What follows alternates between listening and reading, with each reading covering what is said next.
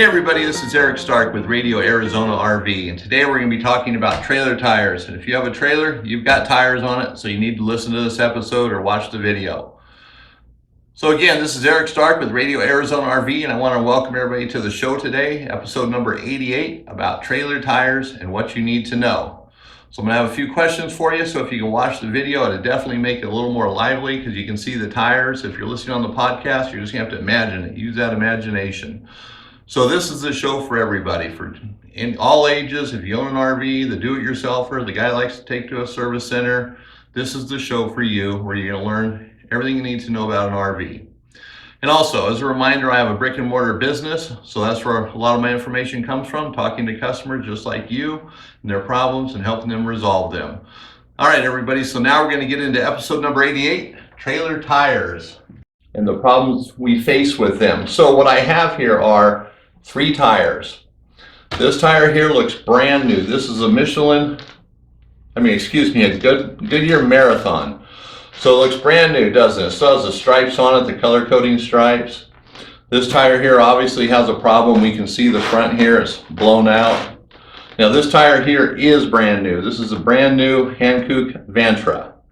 So what's wrong with these 2 tires right here? Obviously this one's blown out.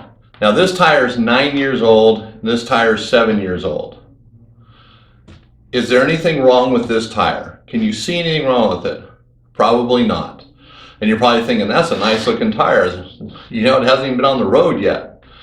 So this tire looks brand new, and this tire was brand new. It has a few hundred miles on it, but it was actually as a spare when it blew out, sitting on the back of a trailer.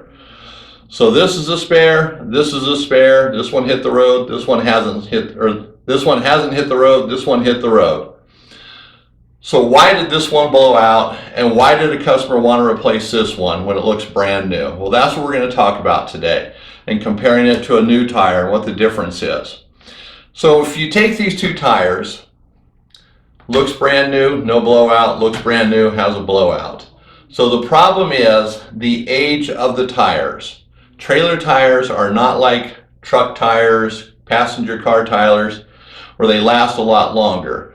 3 to 5 years is typically the life of a trailer tire. Now, this tire being 9 years old, the customer didn't want to take a chance of going down the road and having a blowout, because the problem is when the tire blows out, not only is the tire expensive, but it does other damage to the RV. It can tear off fender skirts, break holding tanks, could do $2,000 worth of damage for a $200 tire. Really not worth the expense. So the customer was smart about it. Now this person here, this tire was just sitting on his trailer and it just blew up. So he wasn't going down the road. He had no opportunity to change it. It just blew up before he could do anything. So it's interesting how this happens and why it happens. And that's why we need to talk about tires, replacing them, and it can be painful. So sometimes these tires can get very expensive. On a trailer with 4 tires, it might be $1,000 when it's all said and done, depending on where you go to.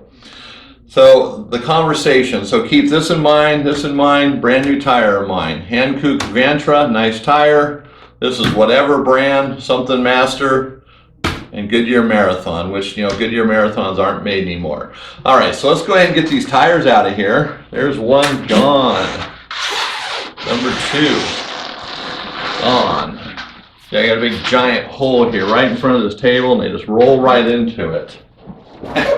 Just kidding, not really. Okay, so the tires. Let me find my mouse here. So we have a few things happening here with the tires. And what's so important about them is understanding how they work and how to keep them alive for as many years as possible, which, like I said, is 3 to 5 years depending on where you're at. So the life of the tire depends also on how you maintain it and what you do to maintain it. For example, the one that was blown out as the spare, it's hard to say why that really blew out just sitting on the back of a trailer. It's 7 years old, the age, it had a few hundred miles on it. So maybe that tire, when it was on the trailer for that short period of time, hit a pothole and it tore the belting or the casing on the inside and it wasn't visible. And then as sitting out in the sun on a hot day, it just decided to come loose with the extra heat.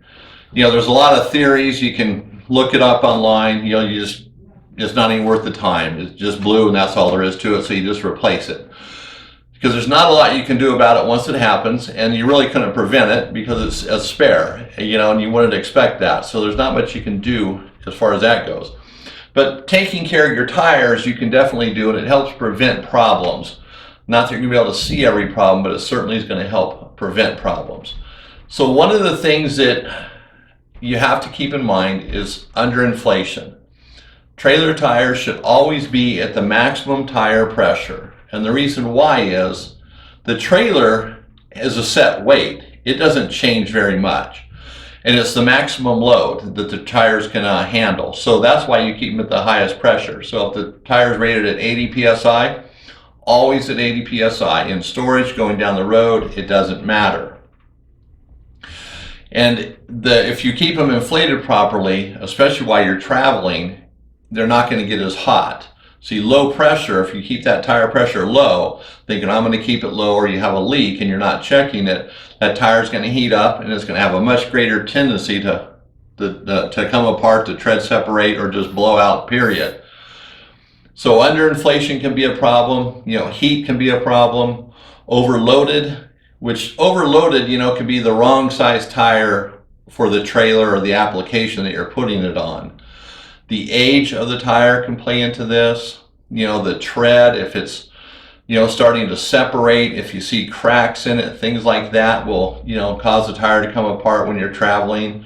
Sometimes the tire will just flat out come apart. There doesn't seem to be any rhyme or reason. You've done everything you could. Maybe it's age. It's hard to say. Now, one thing for sure is that all the damage that a tire can have is not always visible.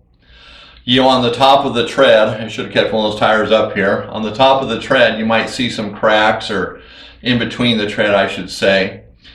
And, those are things you can see. You might see checking on the sidewalls. Those are things you can see. You might see it splitting near the rim. The tire might start splitting there. But sometimes the tire will have problems on the inside that you can't see. It's not visible. And there's not much you can do. You can't take the tire off the rim, and inspect it that way. That gets a little crazy, get expensive to do as well. So it's giving the tires visual inspections and making sure that they don't have cracks, that the tread's not separating. You're going to look for bulges in the tread, bulges in the sidewall. And with that being said, I'd say about 50% of the trailers that come into our facility for any kind of work need tires. That's a big number, 50%. But almost every trailer at that point, or half of them, when you look at the tires, they have problems.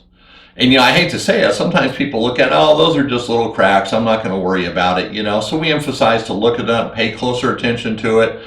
Because, a lot of the traveling they do is local here, within, 50 to 100 miles, so they're not as concerned about it. And rightly so, I guess.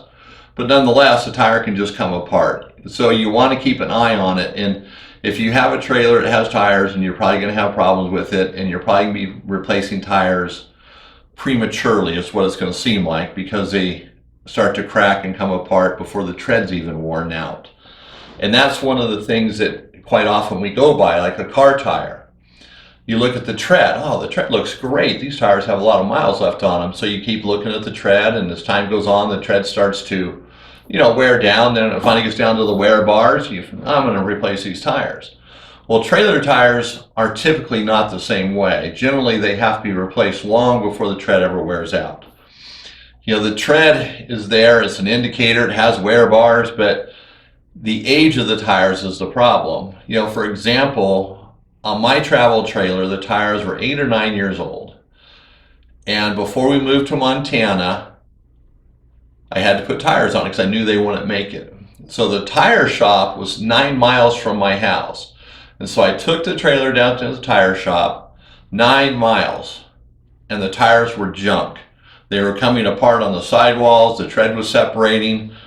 So that shows, the tread was great. They only had 2,000 miles on them, or approximately 2,000, maybe 3. But still, that's like brand new. And that's what they looked like. You know, the guy at the tire shop, why are you replacing these? And he looks at them, oh, I see, you know, they're all coming apart. And then, you know, I explained the age to him. He was a young guy, didn't seem to know a lot about tires, period. But, you know, so you can't go by the look of the tire, or at least, you know, if the tread looks good. You can't go by that. You have to look for cracks and tread separation. And so things to help that are storage as well, how you store your RV, where you store it. You know, because once you put air in the tires, you know, the time starts ticking on them and you can't see the inside. So what you want to do is try to store your RV in a cool, dry place, which might be hard to do. You might have to store it outside. And if that's the case, you want to make sure you have tire covers on them. And actually, you know, sometimes it just looks so bad, pieces of wood, you know, stuck underneath the wheel wells. And that actually works really well because it not only keeps the sun off the tires, it lets some air movement in there, and it actually keeps the tires a little bit cooler than sometimes tire covers. But it's going to depend on your situation. You know, if they sit in a garage, you know, or in a storage unit, or under 100% where there's no sun getting on the tires at all, really the only reason why you'd have to cover them is just to keep the elements off, or, you know, what's in the pollution in the air, depending on where you live. You know, if you live in the city, you know, the pollution's going to erode or wear at the tires and oxidize the rubber. So storage is important, and, you know, everybody's situation is different circumstances. So how you store it is going to be upon your circumstances. But, you know, basically, if it's outside, keep the sun off the tires, and the cooler they are, the longer they're going to last. You know, places like Arizona, it almost doesn't matter what you do to a tire, it's just not going to last because the sun is just baking it, or the heat is baking it. But someplace like here in Montana, where it's a lot cooler year round, you don't have to worry about it as much. You can be a little more lax about it because the cool weather doesn't oxidize the tire and make them to degrade prematurely. So another thing, you know, you have the storage, you have blowing out, but also tire construction. Okay, so there's different types of construction, tire construction. And so what we have to know is the three types: LT for light truck, P for passenger car, and ST is for special trailer. And ST are what you'd use on a trailer tire. There's a lot of controversy over this because a lot of people don't like buying their trailer tires every 3 to 5 years, or maybe they squeak it out to 7 years, whatever it might be. So they might buy light truck tires, and they might work, but are they working as well? Do you really gain the extra life for the extra money you're going to spend? Or some people put on passenger car tires, so they're a softer ride, they're cushier, but they don't work as well either. Trailer tires are designed a specific way. You know, they have to have a sidewall that flex, gives a little bit. Have you ever backed up your trailer and, you know, you have a tandem axle and it looks like the tires are all bent out of shape, like they're going to blow apart? Well, the tires have to be able to flex and bend with that. You know, they're so close together that it's not like a car or a truck. And the manufacturers of tires like Goodyear, Hankook, Kenda, whoever, Carlisle, they put research into this. They're not just making these tires and saying, let's just make a tire and call it good. You know, they're putting research into this. They have factories that they run and control and do testing. So the trailer tires sometimes seem like a pain because they're a little more fragile, because they can't really sit the way they do. RVs have a tendency of sitting, you know, sometimes for 9-10 months before they get used, or years. And then the frustration comes in because you got to blow out. You had to buy new tires, and I'm tired of these trailer tires. I'm not getting the STs anymore. Well, you want to think about that long and hard. Now, if you have a friend who has a similar trailer and he's put light truck tires on it, and they've lasted him for 10 years, then maybe you want to talk to him about it, see what kind of tires they are, and maybe buying those same tires would be worthwhile. It's hard to say, but from my experience, everybody that's ever done this has never done it right. They always have problems, or they never can seem to remember what kind of tires they are, no matter what. So you don't know what to put on there, because you can't just put on anything. They've tested it. That'd be the way to go. You know, because they've already tested, they've had the problems or the successes, whatever it might be. So the construction is very important. We don't want to minimize that. And, you know, the other painful part of buying trailer tires and having a trailer is If you have to replace your 4 main tires, on a tandem axle trailer, do the spare as well. It's just as old as the other tires. The spare, even though it hasn't been on the ground, hasn't been going down the road, it is still aged the same. And it's not always just wear and tear on the road, it's just time. So replace the spare at the same time. Now, I don't recommend getting a high dollar spare. Just get a cheap spare, because generally you're just going to run it for a few hundred miles if you do have a blowout and you're back on the road.